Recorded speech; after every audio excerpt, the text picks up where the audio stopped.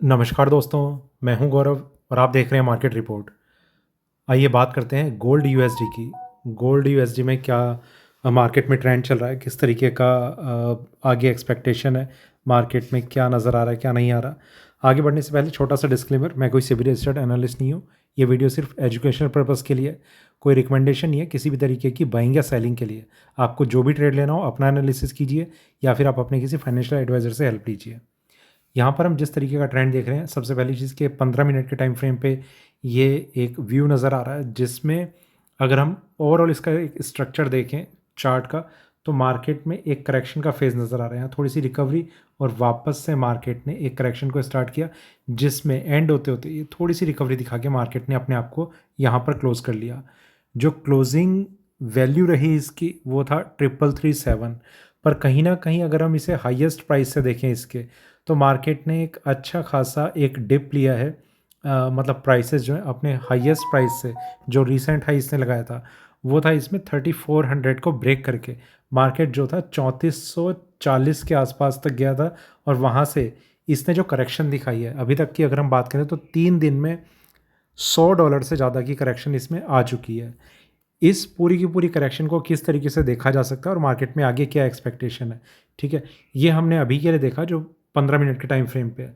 अगर time frame को थोड़ा सा बढ़ाया जाए, 1 घंटे पे करा जाए, यहाँ थोड़ा सा अलग व्यू नज़र आएगा और वो इस तरीके का है।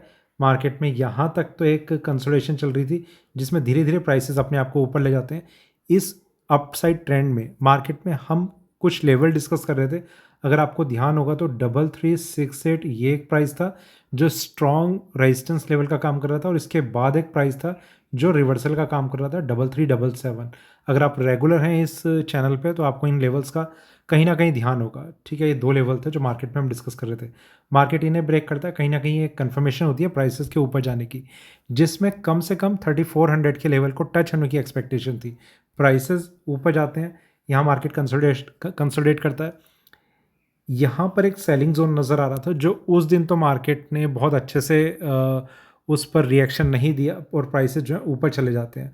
नेक्स्ट डे फिर से मार्केट में 2 तरीके से एक सेलिंग की कंफर्मेशन नज़र आती है। पहला ये कारण था कि मार्केट जो था वो ओवरबॉट सिचुएशन में नज़र आ रहा था, स्ट्रांगली ओवरबॉट, ठीक है। दूसरा ये कारण था कि मार्केट में जब भी किसी ओवरबॉट ट्रेंड के बाद या ओवरसोल्ड ट्रेंड के बाद मार्केट अगर कंसोलिडेशन दिखाता है तो कहीं ना कहीं मार्केट के टर्न लेने के चांसेस ज़्यादा बन जाते हैं। देखिए, जब भी किसी चीज़ में तेज़ी या मंदी होती है तो मार्केट उस ट्रेंड को कंटिन्यू करने की कोशिश करता है, मतलब कंटिन्यूअसली वो उसी ट्रेंड में बना रहे। जैसे ये समझते हैं कि ये आपको ट्रेंड नज़र आ रहा है, ये तेज़ी का बना हुआ है, ठीक है। जहाँ ये ट्रेंड इस तरीके का बन जाएगा, इस तरीके का कुछ भी, मतलब एक रेंज को होल्ड कर लेगा, उसमें चांसेस ये बन जाएंगे कि अब ये टर्न ले सकता है। पॉसिबिलिटी टर्न लेने की ज़्यादा बन जाती है कि मार्केट जो है इसे करेक्ट कर सकता है। ये ज़रूर हो सकता है कि मार्केट करेक्ट करके थोड़ा सा और स्टेबल होकर वापस ऊपर जाए, पर वो देखना होता है हमें, इसीलिए थोड़ा सा इसमें मॉनिटरिंग ज़रूरी होती है कि मार्केट किस तरीके से अपने आप को आगे ले जा रहा है। तो हुआ ये कि प्राइसेस यहाँ से अपने आप को नीचे लाते हैं और प्राइसेस नीचे लाते हैं और प्राइसेस और नीचे लाते हैं। जहाँ पर अभी मार्केट आ चुका है, ये इसके हाई प्राइस से $100 तक की करेक्शन मार्केट दिखा चुका है। और थोड़ा सा आगे चलते हैं। थोड़ा सा वीडियो लंबा हो सकता है क्योंकि वीकेंड है, तो थोड़ा डिटेल में समझ लेते हैं कि क्या चीज़ नज़र आ रही है क्या नहीं। 4 घंटे के टाइम फ्रेम पे यहाँ पर अगर हम देखें तो ये पूरा का पूरा जो आपको एक फॉर्मेशन है ना, ये आपको एक स्ट्रॉन्ग कंसोलिडेटेड वे में आगे की तरफ ले जाता हुआ नज़र आ रहा होगा। यहाँ पर मार्केट में एक तेज़ी रहती है, प्राइसेस नीचे आते हैं, या फिर मार्केट बहुत टाइम तक इस रेंज में ही अपने आप को होल्ड करके रखता है। ये इसने एक तरीके से, जो मुझे लग रहा है, पर्सनल व्यू है मेरा, कि ये मार्केट ने अपना लास्ट अटेम्प्ट लगाया था ऊपर जाने के लिए, जहाँ पर इसने अभी तक अपना फेलियर दिखा दिया, ठीक है। अगर कोई चमत्कार हो गया उसी केस में मार्केट अब ऊपर आ सकता है।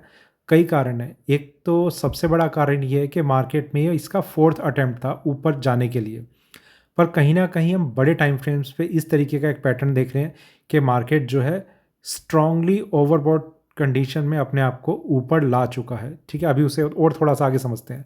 यहाँ मार्केट ऊपर आता है और यहाँ से एक ट्रेंड नीचे का बनना शुरू होता है। सारी चीज़ें अभी तक जो नज़र आ रही हैं वो यही है, या तो कंसोलिडेशन या फिर मार्केट में हाई प्राइस को, जो हाईएस्ट प्राइसेस का लग चुका है, उसे ब्रेक करने की एक कोशिश, ठीक है। तो यहाँ पर भी यही है।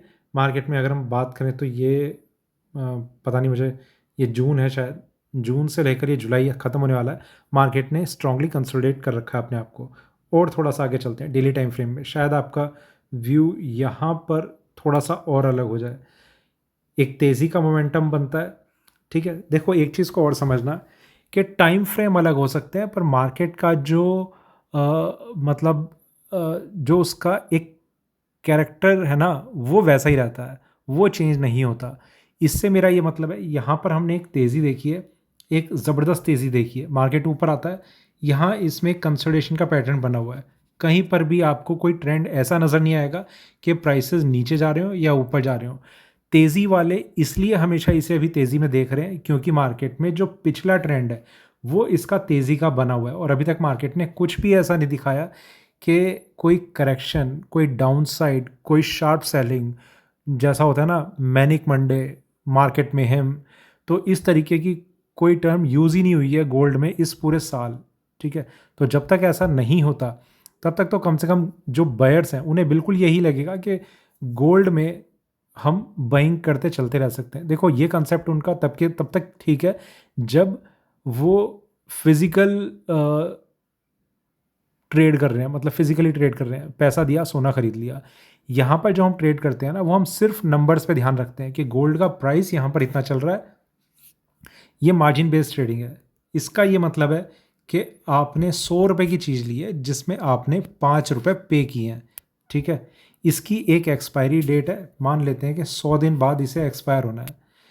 पहली चीज़ कि अगर ये इसका जो स्पॉट प्राइस है वो अगर नहीं बढ़ता तेज़ी से, तो ये जो 100 रुपये पर ख़रीदा है ये खुद ही 95 पे आ जाएगा, 96 पे आ जाएगा, ऐसा कुछ हो जाएगा।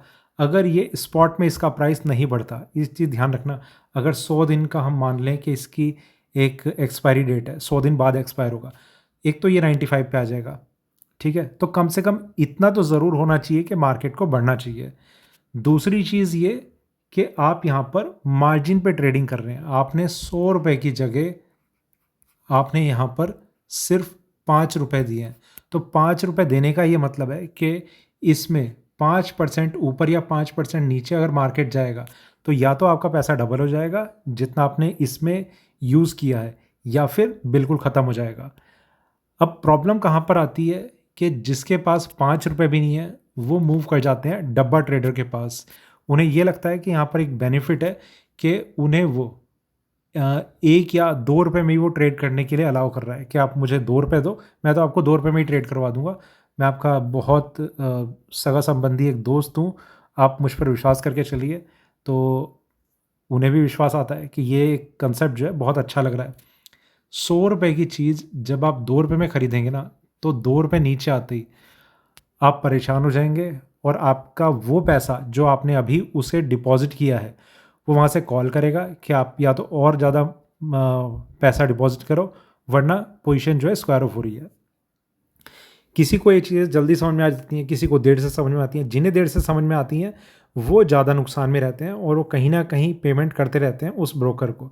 ये वैसे इस टेक्निकल चार्ट से रिलेट नहीं करता, पर फिर भी ट्रेडिंग पैटर्न में, आपकी ट्रेडिंग स्ट्रेटजी में, आपके ट्रेडिंग बिहेवियर में ये सारी चीज़ें मैटर करती हैं कि आपका क्या व्यू पॉइंट है, मार्केट किस तरीके से आप समझ सकते हैं, और क्या उसमें किन किन चीज़ों का आपको ध्यान रखना है। अगर आप 5 रुपये पे नहीं कर रहे हैं ना, तो एक तो आप रिस्क जो है अपना एटलीस्ट 250% आप उसे बढ़ा रहे हैं। ठीक है, दूसरी चीज़ कि जो आपसे पैसे डिपॉजिट करवा रहा है, ठीक है, ब्रोकर जो है आपका, वो ऐसा तो है नहीं कि वो 5 रुपये नहीं लेगा, वो भी 5 रुपये लेगा अगर प्राइस जो है 5 रुपये नीचे आ जाएंगे। मतलब अगर ये प्राइस 95 आ जाता है तो एक्सचेंज ने तो 5 रुपये पहले से ही लिए थे, ये भी 2 रुपये नीचे आने पर और 2 रुपये की डिमांड करेगा, फिर और 2 रुपये नीचे आने पर और 2 रुपये की डिमांड करेगा। मतलब 95 रुपये आने तक ये आपसे करीब 6-7 रुपये ले चुका होगा, कुछ होल्डिंग करने के लिए भी उसे चाहिए होगा। ठीक है, तो इन सब चीज़ों को ध्यान में रखना होता है। बाकी आप कितना अभी भी इस चीज़ में जाना चाहते हैं कि कितना सही है कितना नहीं, ठीक है, तो ये चीज़ें बहुत ज़रूरी है समझनी। अब उस चीज़ पे आते हैं कि आपका रिस्क किस चीज़ को लेकर थोड़ा सा बना रहता है। आपके पास मान लीजिए 100 रुपये है आपके पोर्टफोलियो में, ठीक है, लेजर बैलेंस है आपका, यहाँ पर आप जो ज़्यादा ट्रेडर्स का एक कोशिश रहती है ना, वो ये रहती है कि 100 के 100 रुपए हम एक ही बारी में लगा दें। मतलब यहाँ पर आपने कोई चीज़ खरीदनी है जो 1000 रुपए की है, ठीक है? तो आप ये कोशिश करते हैं कि 100 रुपए लगा के जितना उसका मैक्सिमम मार्जिन आप यूटिलाइज़ कर सकते हैं, आपने 100 रुपए लगाए और आपने ये चीज़ खरीद ली। ये तरीका गलत है। आपको इतना ज़रूर देखना होगा कि जो चीज़ 1000 रुपए की है, क्या उसमें कम क्वांटिटी आ सकती है? अगर कम आ सकती है, तो आप उसमें 200 रुपए की चीज़ लो, जिस पर मार्जिन आपका 20 रुपए ही जा रहा होगा, ठीक है? इस चीज़ को जब तक आप प्रैक्टिस में नहीं नहीं लाएँगे ना कहीं आप ज़्यादा रिस्क में हैं, कहीं न कहीं ज़्यादा इम्पेशेंट रहेंगे, कहीं न कहीं आपका जो लॉस है, उसका रिस्क आपको हमेशा परेशान करता रहेगा। और इस वजह से ये साइकोलॉजिकल इम्पैक्ट आप पर ऐसा पड़ेगा कि प्रॉफ़िट के जो ट्रेड्स हैं, वो भी आपके लॉस में कन्वर्ट हो जाएँगे। ये चांसेस ज़्यादा बढ़ जाते हैं, आप मानो या मत मानो। तो ये चीज़ें बहुत ज़रूरी हैं। अब वापस आ जाते हैं थोड़ा-सा गोल्ड के हम ट्रेंड को थोड़ा समझते हैं। डेली चार्ट पे जैसा नज़र आ रहा है, यहाँ पर मार्केट में एक तेज़ी आती है और एक स्ट्रॉन्ग कंसोलिडेशन यहाँ पर बना हुआ है। कहीं पर भी आप ट्रेड ले रहे हैं, तो ख़ास तौर से बायर्स को मार्केट ने यहाँ पर कॉन्फिडेंस दिया, यहाँ पर कॉन्फिडेंस दिया, यहाँ पर शायद किसी-किसी को ओवर कॉन्फिडेंस भी दे दिया हो, ठीक है? ओवर कॉन्फिडेंस किसका रहेगा, किसका नहीं, ये तो टाइम बताएगा कि बायर्स का है या सेलर्स का है, ठीक है? पर अभी तक जो नज़र आ रहा है, वो कहीं न कहीं बायर्स के लिए ये ओवर कॉन्फिडेंस की सिचुएशन हो सकती है। 3500 ये इसका टॉप मोस्ट लेवल था जो मार्केट ने ब्रेक नहीं किया, ठीक है? ये एक अटेम्प्ट लगाया, ये लगाया, ये लगाया और यहाँ से मार्केट में इसका करेक्ट करना मंथली क्लोजिंग से पहले, करेक्ट करना एक्सपायरी से पहले, ये 2 पॉइंट बहुत इंपॉर्टेंट हैं जो गोल्ड पर डायरेक्ट इम्पैक्ट डाल सकते हैं। अभी जिस तरीके का इसका ट्रेंड चल रहा है ना, ये पूरी की पूरी रेंज है, ये रेंज मार्केट जैसे ही ब्रेक करेगा, शार्प सेलिंग गोल्ड में आ सकती है। देखो आप ना कहीं आने वाले टाइम में इस चीज़ को किसी ट्रम्प की स्टेटमेंट से, किसी यूएस गवर्नमेंट के डिसीजन से, किसी फेडरल रिजर्व के चेयरमैन की स्पीच से, किसी न किसी चीज़ से लिंक कर देंगे। पर अल्टीमेटली होने जो वाला है, उसके चांसेस ज़्यादा यही हैं कि मार्केट जो है वो गिरेगा, ठीक है? अभी तक जो लग रहा है। अब इसमें एक और चीज़ आप ध्यान रखना, जैसा मतलब मार्केट में ना चार्ट पर वो चीज़ पहले रिफ्लेक्ट होनी शुरू हो जाती है, चाहे वो इनसाइडर ट्रेडिंग हो, चाहे कोई बड़ा पंप आने वाला हो, चाहे मार्केट डंप होने वाला हो, ठीक है? जैसे आप अगर कोई पीएनबी का आपको ध्यान होगा, पीएनबी में एक बार स्कैम हुआ था और मैंने कई चार्ट ऐसे देखे हैं, खासतौर से स्टॉक मार्केट के, जिसमें प्राइसेस ना गिरने वाले होते हैं और कारण ये होता है कि कहीं न कहीं कोई स्कैम जो है वो आउट होने वाला है। उससे पहले ही मार्केट इस तरीके का टर्न ले लेता है। ये चीज़ पहले हो जाती है।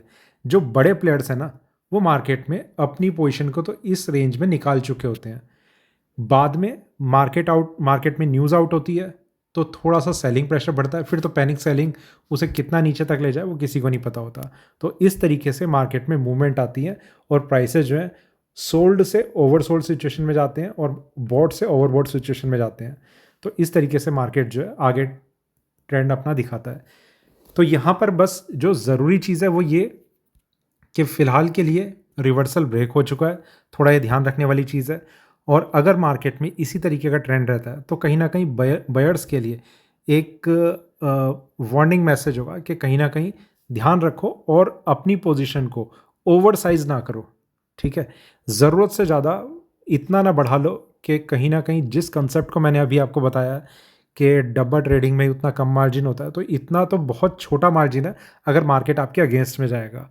या तो आपके पास बैकअप इतना होना चाहिए कि आप एवरेजिंग के लिए भी बहुत अच्छे से तैयार हो और मार्केट कहाँ एक बड़ा स्पेस अगर दिखा सकता है, तो उसमें भी आप कंफर्टेबली मार्केट में एवरेजिंग सही जगह पर करने के लिए तैयार हो, ठीक है? तो ये तो चीज़ थी जो थोड़ा-सा मुझे लगा कि डिस्कस कर लेनी चाहिए और आगे चलते हैं। आपको लग रहा होगा वीकली टाइम फ्रेम की क्या ज़रूरत है? यहाँ पर थोड़ी-सी ज़रूरत मुझे नज़र आ रही है। प्राइसेज़ इससे पहले मार्केट में इतनी बड़ी तेज़ी को एक तो दिखाया नहीं था और जो तेज़ी मार्केट में आ चुकी है, यहाँ पर ये चीज़ें ना इस टाइम पर डिस्कस करनी ज़रूरी हो जाती हैं।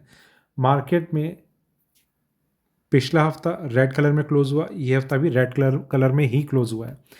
प्राइस भले ही ऊपर चले गए थे, तो ये एक इम्पॉर्टेंट साइन है कि मार्केट में कहीं ना कहीं ऊपर के प्राइसेस से, ऊपर के लेवल से एक अच्छा खासा सेलिंग प्रेशर बना हुआ है।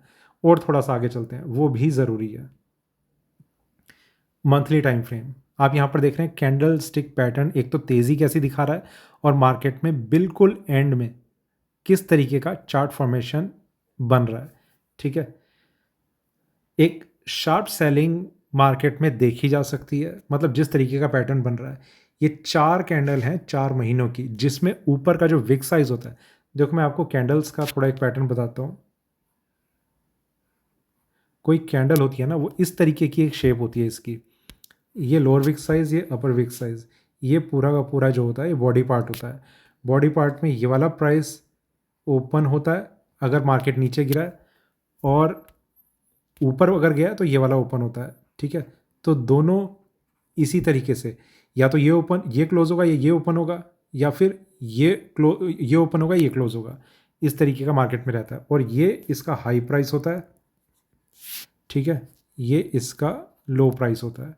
अब इस चीज़ में, इस कैंडल में समझने वाली चीज़ क्या है, यहाँ पर अगर हम जो पैटर्न देख रहे हैं ना, उसमें जो विक साइज है हर कैंडल का, वो अच्छा खासा एक ऊपर में एक गैप दिखा रहा है। मतलब ये होता है कि ऊपर के लेवल से हर महीने पिछले 4 महीनों से मार्केट में सेलर्स बहुत अच्छे से एक्टिव हैं, जो प्राइसेस को ऊपर रुकने नहीं दे रहे। यहाँ से मार्केट नीचे आता है और कैंडल क्लोज हो जाती है, ये 4 महीने से। अभी अगर इसे एक तेज़ी को दिखाना होगा ना, मतलब एक बड़े टाइम फ्रेम पर अगर इसे इस तेज़ी को कंटिन्यू करके रखना है, तो इस लेवल को ब्रेक करना बहुत ज़रूरी है इसके लिए, 3500 को। अगर नहीं हो रहा तो कहीं ना कहीं मार्केट में आप अगले महीने एक अच्छी खासी करेक्शन देख सकते हैं।